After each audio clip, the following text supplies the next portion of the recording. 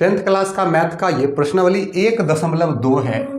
प्रश्नावली 1.2 पूरे चैप्टर का सॉल्यूशन इस वीडियो में हम करने वाले हैं। तो चलिए शुरू करते हैं। आप ध्यान से लास्ट तक बने रहिए और वीडियो अच्छी लगी तो आप उसको लाइक भी कीजिए। क्वेश्चन है, निम्नलिखित संख्याओं को अभाज्य गुणनखंडों के गुणनफल के रूप में व्यक्त कीजिए। अब ये जो संख्या दिया गया 5 सवाल है, ये जो संख्या दी गई है इसको अभाज्य गुणनखंड के गुणनफल के रूप में व्यक्त करते हैं। सबसे पहले हम 140 को लेते हैं। 1 नंबर का सवाल है 140। अब इसका गुणनखंड करते हैं। कैसे? आप एलसीएम सीखे होइएगा। चलिए 140 को लेते हैं। 140, ठीक है। 140 का हम गुणनखंड करते हैं इस प्रकार से। 2 से करेंगे 7 दूना 14 0। फिर देखिए 2 से करेंगे 3 दूना 6 5 दूना 10 35 5 7 35 2 2 5 7 आया। तो 2 गुना 2 गुना 5 गुना 7। अब यहाँ पर आपको देखना पड़ेगा 2 यहाँ पर 2 बार आया तो हम लिखेंगे 2 का 2 पावर गुना 5 एक बार आया है तो 5 का 1 पावर, 7 एक बार आया है तो 7 का 1 पावर। क्लियर? तो ये आपका फर्स्ट क्वेश्चन सॉल्व हुआ। ठीक है, चलिए अब हम दूसरा प्रश्न को सॉल्व कर लेते हैं। दूसरा प्रश्न हम सॉल्व करते हैं। दूसरा प्रश्न हमारा है 3825। लिखते हैं यहाँ पर दूसरा सवाल 3825। 3825 का भी हम गुणनखंड करेंगे। देखिए 3825 3 से इसमें लग जाएगा। 3 से लगाते हैं। 3 इकाई 3, 3 दूना 6। अब 2 पर 2 22, 3 सत्ते 21 और उसके बाद 1 बचता है, 3 5 15। देखिए 3 से लगा। अब फिर देखते हैं 3 से लगता है या नहीं। 7 5 12 2 14 1 15। हाँ 3 से लगेगा। 3 चौक 12 25 या 75 425 आया। अब फिर 3 से नहीं लगेगा, 5 से लगेगा। 5 8 40 5 25। फिर 5 से लगाइए 17 बार में कट जाता है। 3 3 5 5 7 आता है। लिखेंगे 3 गुना 3 गुना 5 गुना 5 गुना 17। ठीक है, जो हमारा आया है उसको हमने लिख लिया। ये गुणनखंड था, हमने इसको लिख लिया। इसको थोड़ा सा साइड कर देते हैं। चलिए 17 आया। अब हमारा देखिए 3 2 बार आया है तो 2 बार आया है तो 3 का 2 पावर लिखेंगे। और 5 जो है 5 भी 2 बार आया है, देख लीजिए ये और ये। ठीक है, तो 5 को भी 2 बार लिखेंगे और 17 एक बार आया है तो ये हमारा दूसरा सवाल भी सॉल्व हुआ। ठीक है, दूसरा सवाल हमारा सॉल्व हुआ। अब हम थोड़ा सा तीसरा सवाल है 5005, इसको सॉल्व करते हैं। ठीक है, तो इसको थोड़ा सा हम छोटा कर देते हैं साइज को, ताकि आपको इसी जगह हम वो सवाल को भी सॉल्व कर सकें। ठीक है, चलिए अब हम चलते हैं। ये तीसरा सवाल 5005। तीसरा सवाल 5005 है। अब इसका हम गुणनखंड करेंगे इसी प्रकार से 5005। इसका हम करते हैं। आपको पता है 5 से ही लगने वाला है। 5 से लगाएंगे 5 इकाई 5 0 0 फिर 5 इकाई 5। अब देखिए यहाँ पर 5 से भी नहीं लगेगा। 7 से लगाते हैं। 7 इकाई 7 30 बचेगा। यहाँ 2 बचेगा, सॉरी 3 3 पर 7 चौक 28। 7 से लग जाता है। 7 इकाई 7 7 3 पर 0 30 7 चौक 28 2 पर 21 7 3 21। 7 से लगा। अब फिर लगाते हैं 7 से तो नहीं लगने वाला है। अब 11 से लगेगा। 11 इकाई 11 3 11 33 5 7 11 और 13 आया। यहाँ पर हम लिखेंगे 5 गुना 7 गुना 11 गुना 13। अब गुणनफल के रूप में व्यक्त करना है। 5 एक बार आया है, 7 एक बार, 11 एक बार, 13 एक बार, तो सभी पर 1 1 पावर हमने लिख दिया। क्लियर? चलिए अब लास्ट इसका है, लास्ट है उसको हम लोग उसका भी कर लेते हैं। उसके बाद फिर हम अगले सवाल की ओर बढ़ेंगे। ठीक है, नेक्स्ट सवाल की ओर देखिए। अगला हमारा है 7429। 7429 चौथा सवाल 7429 7429 है। ठीक है, 7429 है। इसको सॉल्व करेंगे तो हम लिख लेते हैं 7429। घबराना नहीं है। सवाल जब भी आप सॉल्व करते हैं आपको घबराना नहीं है, आपको सॉल्व करना है। अब इसमें 2 से नहीं लगेगा। 3 से लगाइए तो 9 2 11 4 15 7 22। 3 से भी नहीं लगेगा। विभाजकता का नियम हम याद किए हुए हैं तो ये हम देख करके बता देंगे, लेकिन आपको समझाने के लिए कर रहे हैं। 5 से भी नहीं लगेगा। अब 7 से लगाते हैं। 7 इकाई 7 7 42 7 से भी नहीं लगेगा। 11 से लगाते हैं। 11 छक 66 और 6 बार में लगाएंगे 66, इसके बाद 8 बचेगा, 11 सत्ते 77, 5 11 से भी नहीं लग रहा है, 13 से लगाते हैं। तो आपको बताते हैं इसी प्रकार से आप लगाते चलिएगा, इसमें 17 से लग जाएगा। ठीक है, हम यहाँ पर करके भी देखे हुए 17 से 17 तिया 51, 17 चौक 68, 17 चौक 68, 68 2 70 4 6 पर 2 62, तो 17 62 यहाँ पर हमको बचा। तो फिर 17 से लगाते हैं, 17 तिया 51, 17 तिया 51, 11 बचता है और 9 है, 119 हो जाएगा, 17 सत्ते 119, 17 से। अब इसमें भी 17 से नहीं, इसमें 19 से लगेगा, 19 19 19 दूना 38, 2 बार में 38, 5 पर 7 57, 19 पे 57, 17 19 और 23 आया, लिखेंगे 17 19 19 होगा, 17 गुना 19 और गुना 23, एक एक बार आया तो एक एक पावर कर लेंगे। तो आपने देखा हमने ये 5 सवाल आपको सॉल्व करके बताया। वीडियो को लाइक कीजिए। चलिए दूसरे सवाल की ओर चलते हैं। ठीक है, हमारा दूसरा सवाल है पूर्णांकों के निम्नलिखित युग्मों के HCF और LCM ज्ञात कीजिए। जो निम्नलिखित युग्म जोड़ा है और इसकी जांच कीजिए कि दो संख्याओं का गुणनफल बराबर HCF गुणे LCM है। तो जांच भी करना है, बनाना भी है, एक सवाल इससे लेता ही लेता है। तो चलिए फर्स्ट क्वेश्चन है 26 और 91। क्या करना है? HCF LCM ज्ञात करना है। बोला नहीं है कि कौन सी विधि, तो हम इसमें अभाज्य गुणनखंड विधि को अपनाएंगे। ठीक है, तो 26 और 91 को सीधे लिख देते हैं। 26 सॉल्व करेंगे, 26 और 91। ठीक है, अब इसका गुणनखंड करेंगे। 26 और 91 का गुणनखंड करेंगे तो 26 का 2 गुना 13 होगा। ठीक है, 91 का 7 गुना 13 होगा, 13 7 91 होता है। अब देखिए LCM बराबर क्या होता है? HCF, जो दोनों में मिलता है वो HCF, ये दोनों में मिल रहा है तो ये HCF हो गया। HCF क्या हुआ? 13, दोनों में मिलता है उसको एक बार लिखते हैं। और LCM जो नहीं मिला, ये 2 नहीं मिला फिर भी इसको लिखेंगे। ये 13 दोनों में मिला, उसके बदला में इसको एक बार लिखेंगे 13, और फिर ये 7, इस 7 को भी लिख देंगे। अब इस सबको मल्टीप्लाई गुना कर दीजिए, तो कर देते हैं। 13 सत्ते 91, 91 दूना 1 दूना 2 और 9 दूना 18, 182। LCM हमारा lowest common multiplication 182, HCF highest common factor हमारा 13 आया। अब जांच भी तो करना है, तो चलिए जांच कर लेते हैं। जांच करते हैं। तो जांच में हमको यहां पर सूत्र भी बताया गया है, दो संख्याओं का गुणनफल बराबर HCF गुना LCM। तो यही बात हम लिखते हैं। ठीक है, दो संख्याओं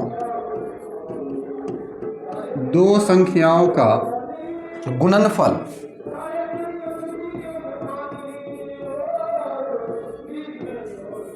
बराबर HCF गुना LCM।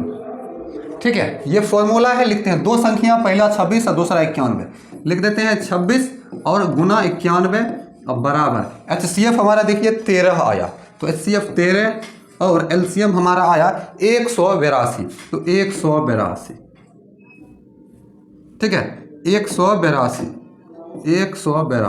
अब गुना करेंगे, दोनों बराबर हो गया, तो ये हमारा HCF और LCM जो निकला है बिल्कुल सही है। चलिए 26 और 91 को गुना करते हैं और ये दोनों को पहले इसको करते हैं, ध्यान दीजिएगा। 13 से 13 दूना 26 का 6, बाकी 2, 13 8 104, इधर 2 बचा हुआ था तो 106, बाकी 10, 13 एकम 13 10 हो जाता है 23। ठीक है, 13 एकम 13 10 23। चलिए तो 23। अब यहाँ पर देख लीजिए 2366 आया। इन दोनों को भी गुना हम करते हैं। 26 और 91 आपको करके दिखा देते हैं। ठीक है, तो देखिए 26 एकम 26 का 6, बाकी बचता है 2, बाकी 2 और 26 को 9 से गुना करेंगे तो कितना होगा? 26 दाएं होता है 260, 260 में हम 26 को घटा देते हैं तो बचेगा 240, और 240 में 6 को घटाएंगे 234 और प्लस 2, तो 234 से 2 हो जाता है 236। तो आपके सामने देखिए हमने इसका कैलकुलेशन किया और ये हमारा आया। देख लीजिए, मैथ में आपको गुना भाग अगर आता है, अंदर में कॉन्फिडेंस है तो आप बना दीजिएगा। ये आपका सवाल रह गया, आप इसका स्क्रीनशॉट कर लीजिए। ठीक है, चलिए इसी का हम दूसरा सवाल भी सॉल्व करते हैं। ये सवाल हम इसको साइड कर देते हैं। तो ये हमारा था फर्स्ट क्वेश्चन, इसको हम लोग कर देते हैं साइड।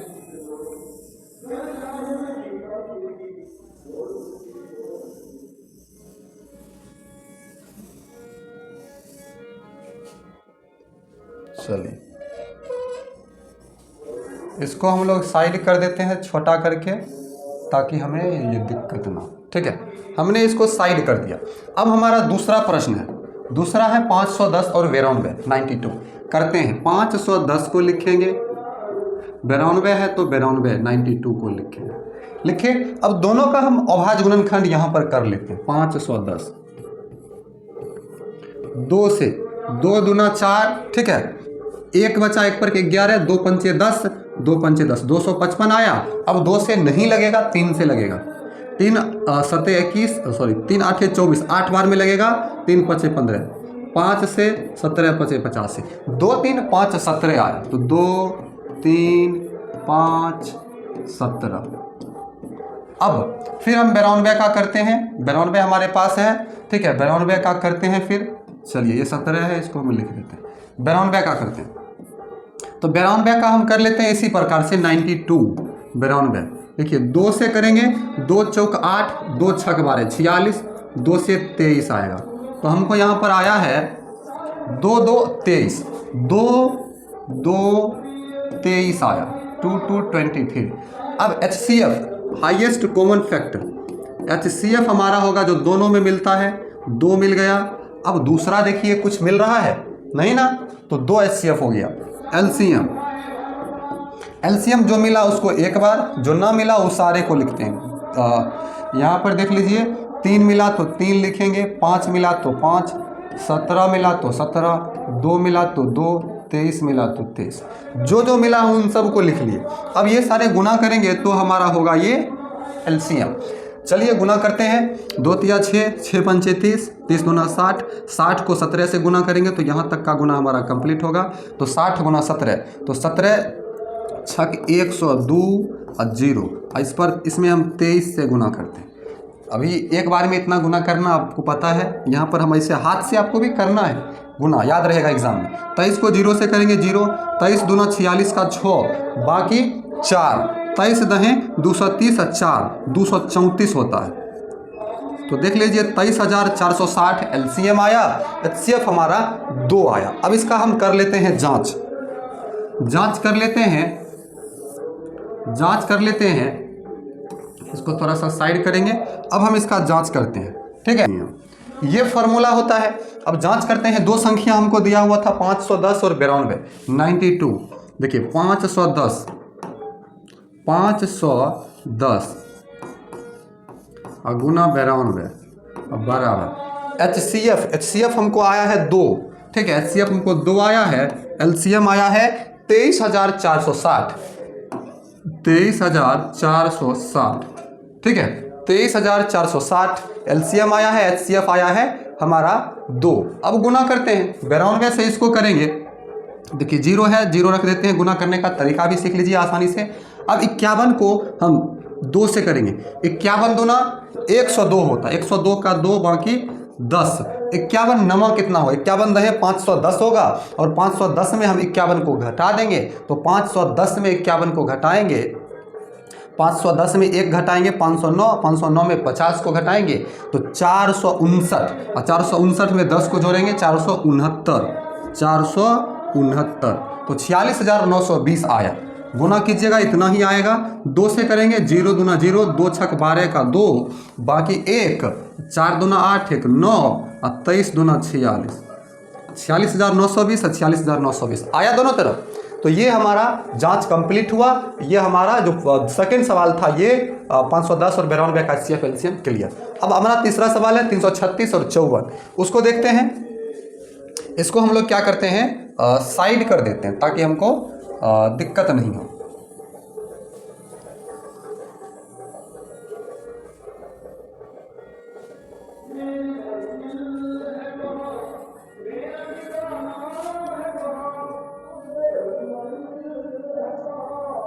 चलिए ये सूत्र रख लिए ताकि हमको सूत्र का काम आए।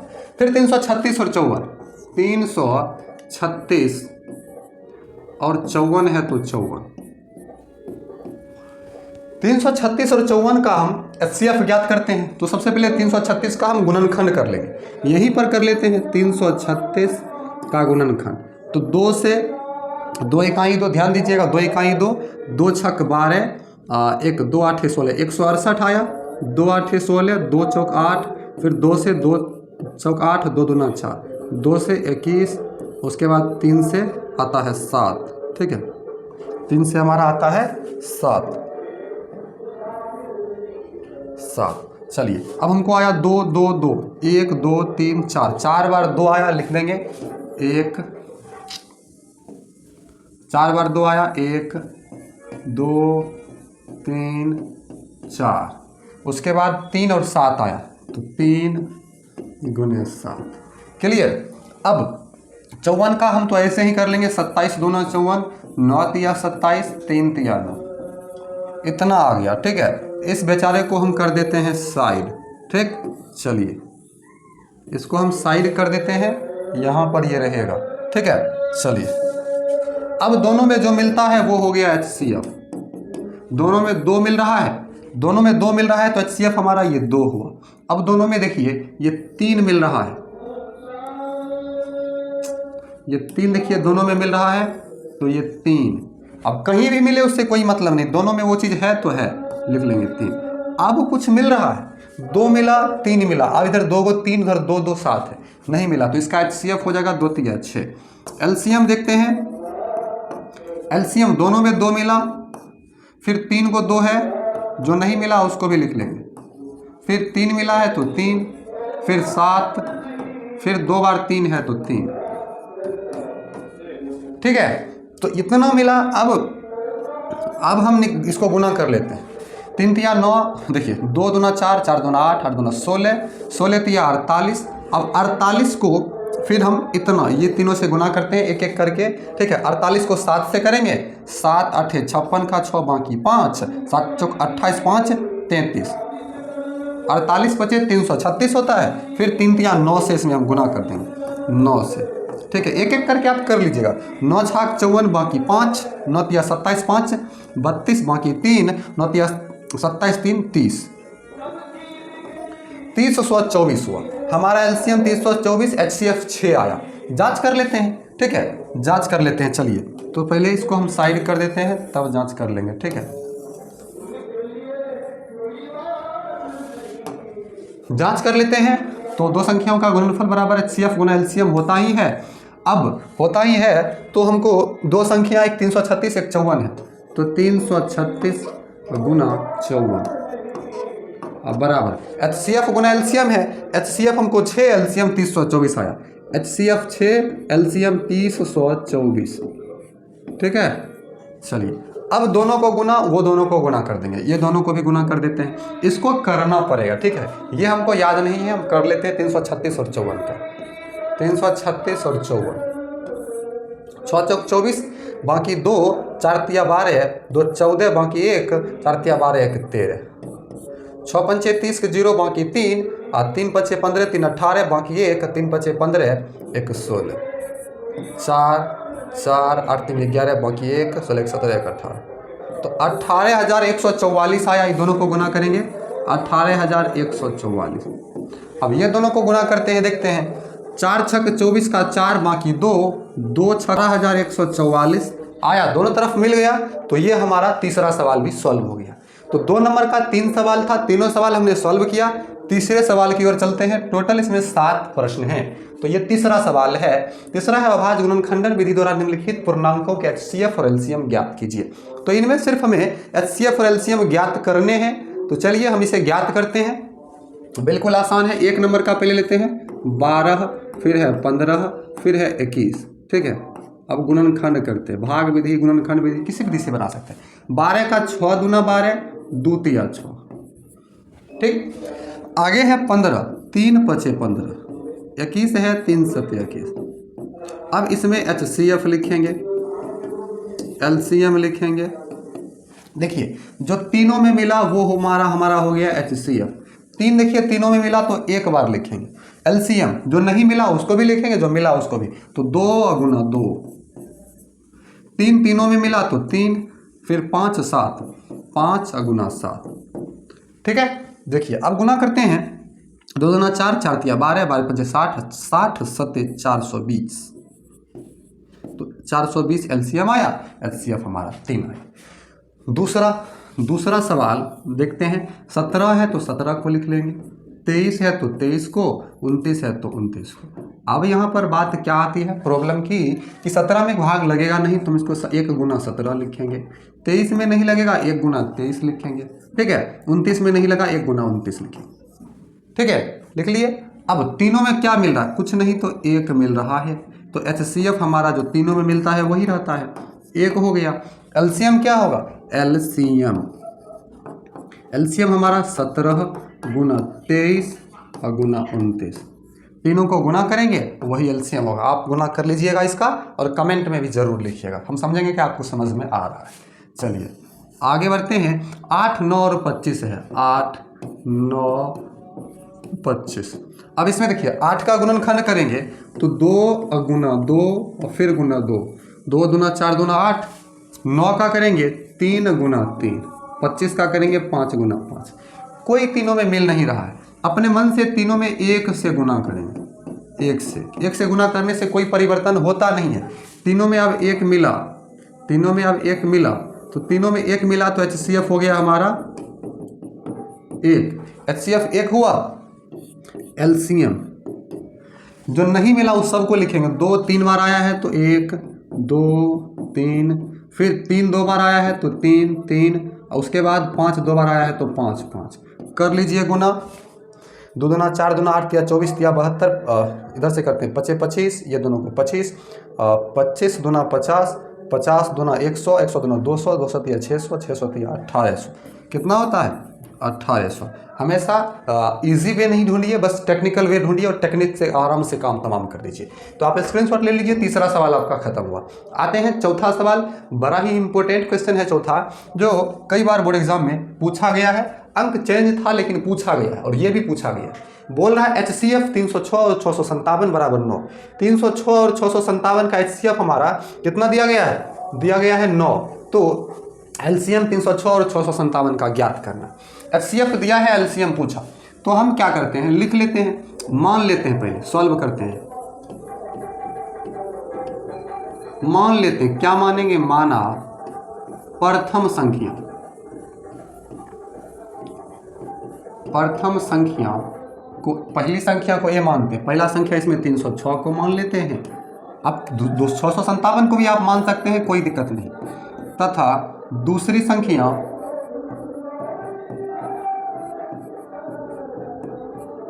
B बराबर 657 मान लेते हैं। 2 संख्या हो गया, दोनों का HCF दिया हुआ है। HCF बराबर 9 है और LCM पूछा जा रहा है। यही है संख्या, पूछा जा रहा है LCM। तो LCM बराबर सूत्र लगाइएंगे या HCF बराबर लगाएंगे? नहीं, इससे पहले आप पढ़े थे, ध्यान दीजिए। यहाँ पर आप पढ़े थे, यहाँ पर देखिए जांच में 2 संख्याओं का गुणनफल बराबर HCF गुना LCM पढ़े थे यहाँ पर। यहाँ आपके सवाल में भी देख लीजिए दिया हुआ है।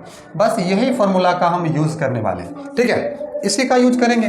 2 संख्याओं का गुणनफल A गुना B बराबर HCF गुना LCM। ये अब 2 संख्या A गुना B, A हमारा 306 है गुना B हमारा 657 है बराबर HCF हमारा 9 है और LCM हमारा पूछ रहा है। देखिए, इसको गुना नहीं कीजिएगा, गुना कीजिएगा थोड़ा सा समय बहुत लगेगा। एग्जाम में 2 नंबर में पूछा जाता है, तो बस समय बहुत कम इसमें लेना। गुना में 9 है तो भाग में चला जाएगा। 306 गुना 657, और ये 9 जो है 9 आ जाएगा बट्टा में बराबर LCM। अब देखिए 9 से काट देते हैं, दोनों में से किसी में भाग 9 से लग जाएगा। हम 657 को काटते हैं।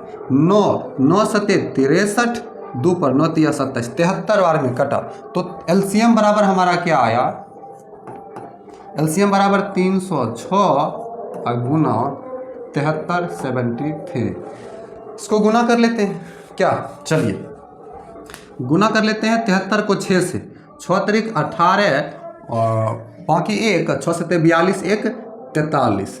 तो यहाँ पर देख लीजिए 438 आया। 438 का हम रखेंगे 8, बाकी बचेगा 43। ठीक है, अब 73 को 0 से गुना करेंगे 73, उसमें 43 जोड़ेंगे तो 3, अब बच जाएगा हमारा 4 बाकी बचा। 73 को 3 से करते हैं, उसमें 4 जो हमारा बाकी बचा उसको जोड़ देंगे। 73 दिया, 3 तिया 9, 7 तिया 21, तो 219 में 4 जोड़ेंगे 19, 223 आ जाएगा। तो 22,338 ये हमारा हो गया एलसीएम। देख लिया आपने, एक लाइन में गुना भी कर दिए। पांचवा सवाल बड़ा ही कमाल का है। देखिए बोल क्या है, जांच कीजिए कि क्या किसी प्राकृत संख्या n के लिए संख्या 6n अंक 0 पर समाप्त हो सकती है क्या। अब ये समझने वाली बात है, कोई भी प्राकृत संख्या n है, n मतलब नेचुरल नंबर, कोई भी नंबर है, उसके लिए संख्या 6 का पावर n जो है, 6 का पावर n है यहाँ पर जो है देखिए, जैसे ये देखिए 10 0 पर समाप्त हो रहा है, लास्ट में 0 है, इसका गुणनखंड कीजिए, 2 गुना 5 होता है, हो रहा है। हम यहाँ पर लेते हैं 20 में देखिए 2 दूना 4 पंचे 20 आ रहा है गुणनखंड में। हम लेते हैं 30 में 15 दूना 30, 3 पंचे 15। कुछ उदाहरण और ले लेते हैं 40। आप लाखों में उदाहरण लीजिएगा, बात वही होने वाला है। इसमें 2 दूना 4 दूना 8 पंचे 40। 50 लीजिए तो 2 गुना 5 गुना 5। तो आपको क्या दिख रहा है, जो भी अंक 0 पर खत्म हो रहा है, खत्म हो रही है ना 0 पर, जो भी अंक 0 पर खत्म हो रहा है उसमें 2 आ रहा है और 5 निश्चित रूप से आ रहा है। तो 0 पर वही अंक खत्म होगा जिसमें 2 और 5 दोनों एक साथ आएगा। अगर केवल 2 आया या केवल 5 आया या ये दोनों के अलावा कोई दूसरा आया तो वह अंक 0 पर खत्म नहीं होगा। तो हमको इससे इसको सॉल्व करना है। कैसे? हम लिखेंगे संख्या 6 का पावर n है, हम इसको साइड कर देते हैं, ये चीज़ें आपको समझाने के लिए थी, ठीक है। चलिए इसको हम साइड कर देते हैं। अब 6 का पावर n है, 6 का पावर n है, इसको हम क्या लिख सकते हैं, बराबर 2 गुना 3। अब n मतलब कुछ भी पावर हो जाए, 2 गुना 3, तो इसके अभाज्य गुणनखंड में क्या आया, 2 और 3 आया। यहाँ पर लिखेंगे चूंकि 6 का पावर n अंक 0 पर समाप्त नहीं हो सकती,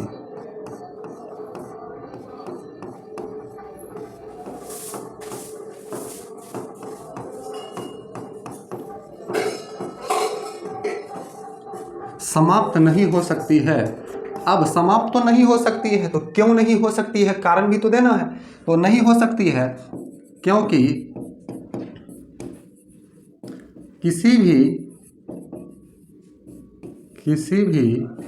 किसी भी संख्या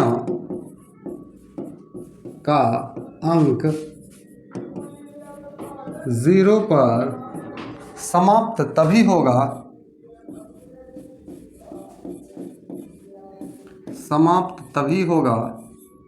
अंक 0 पर समाप्त तभी होगा जब उसका अभाज्य गुणनखंड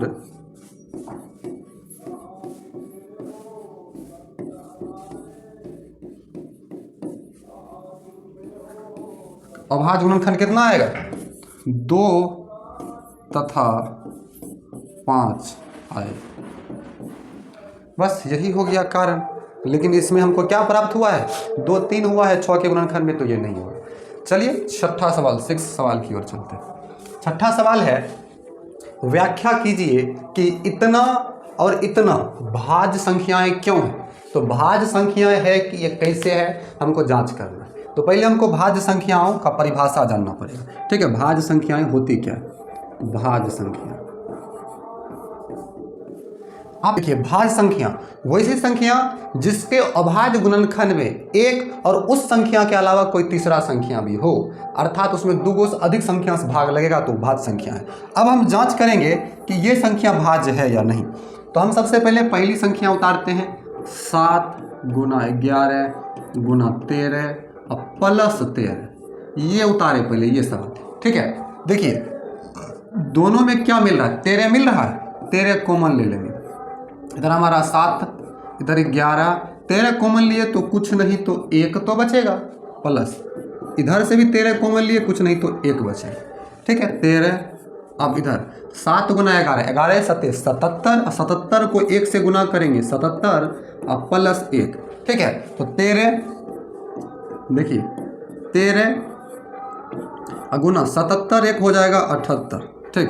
2 को गुणनखंड अपना मन से 1 तो डाल सकते हैं, तो इसका गुणनखंड 3 को प्राप्त हो, 3 को, इसीलिए यह भाज्य संख्या है। लिखेंगे चूंकि यह भाज्य संख्या होगी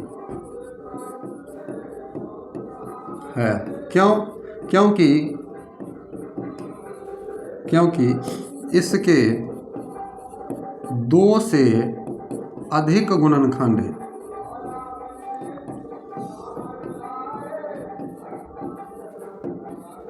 अधिक गुणनखंड है, ठीक है, इसीलिए भाज्य संख्या होगी। क्लियर? अब दूसरा सवाल उतारते हैं।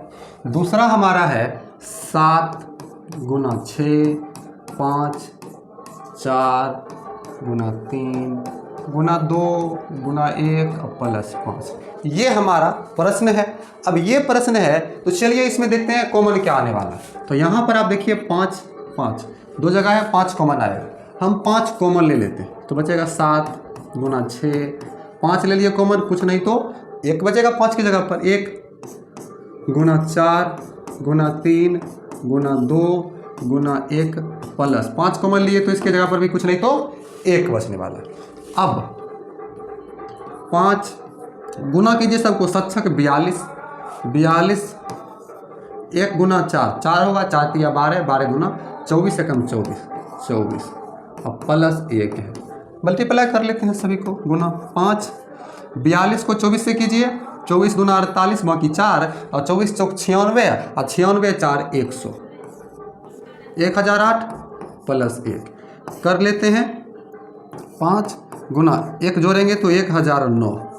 2 को गुणनखंड हुआ, अपना मन से 1 से गुना कर सकते हैं तो 2 से अधिक गुणनखंड प्राप्त हुआ। इसमें भी हम वही बात लिखेंगे कि चूंकि ये जो है भाज्य संख्या है, ठीक है,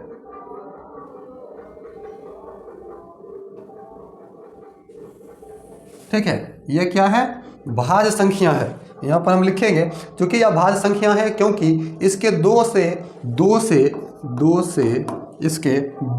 से अधिक गुणनखंड है ना, 3 गुणनखंड है, इसीलिए ये संख्याएं भाज्य संख्याएं होगी। आप स्क्रीनशॉट कीजिए इसका। आगे बढ़ते हैं हम लोग। लास्ट सवाल इस चैप्टर का लास्ट सवाल देख लेते हैं। लास्ट सवाल है, किसी खेल के मैदान के चारों ओर, कोई खेल का मैदान है ऐसे करके, ठीक है, किसी खेल के मैदान के चारों ओर देख लीजिए। हम एक खेल का मैदान शेप ले लेते हैं, खेल का मैदान ले लेते हैं, ठीक है, तो हम एक खेल का मैदान ले लेते हैं। ये जो है खेल का मैदान है, खेल का मैदान है। आपको पता है दौड़ने के लिए रास्ता रहता है कि नहीं रहता है, तो ये वृत्ताकार पथ है, ये जो है वृत्ताकार पथ है। तो किसी खेल के मैदान के चारों एक वृत्ताकार पथ है। इस मैदान का एक चक्कर, मतलब अगर यहाँ से कोई दौड़ना शुरू करता है तो यहाँ से फिर यहाँ पहुँचेगा तो एक चक्कर हुआ। एक चक्कर लगाने में सोनिया को 18 मिनट लगता है। और एक चक्कर लगाने में सोनिया नाम की कोई लड़की है, इसको 18 मिनट लगता है एक चक्कर लगाने में, जबकि इसी मैदान का एक चक्कर लगाने में रवि को 12 मिनट लगता है। अब रवि नाम का कोई लड़का है, उसको कितना मिनट लगता है? 12 मिनट लगता है इसी मैदान का चक्कर लगाने में। मान लीजिए वे दोनों एक ही स्थान और एक ही समय पर चलना प्रारंभ करके एक ही दिशा में चलता है। अब ऐसा कहता है कि मान लीजिए कि दोनों एक ही जगह, यहीं से एक साथ, एक समय, एक दिशा, मतलब एक ही साथ, एक ही समय, एक ही दिशा। अब हम आपको समझाते हैं, मतलब दोनों 6 बजे पूरब की ओर एक साथ दौड़ गया, ठीक है, तो एक ही साथ, एक ही समय, एक ही दिशा चलते हैं, तो कितने समय बाद ये दोनों पुनः फिर मिलेंगे?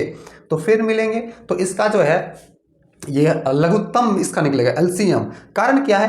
कितने समय बाद वह फिर मिलेगा? तो न्यूनतम समय जिससे ये दोनों मिल सके। तो दोनों में बताइए इसका न्यूनतम कौन सा होगा जिसमें दोनों से भाग लग जाता है?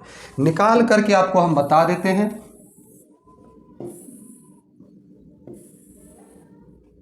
चलिए इसको कर देते हैं हम साइड। अब देखिए, तो हमारा है एक 18, दूसरा है 12। 18 का हम करेंगे 2 तिया 6 और 13 का 18।